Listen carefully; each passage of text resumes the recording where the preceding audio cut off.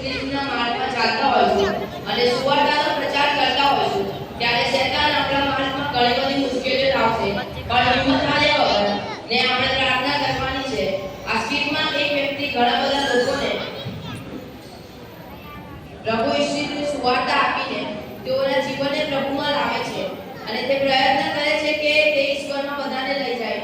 ત્યારે લોકો ઈશ્વરને તર છોડે અને શેતાનના માર્ગમાં ચાલતા હતા તે પાપી વ્યક્તિઓ પસ્તાવો કરે છે. ઈશ્વર એ પેલા એક વ્યક્તિને કૃપા આપે છે જેથી તે બીજા લોકો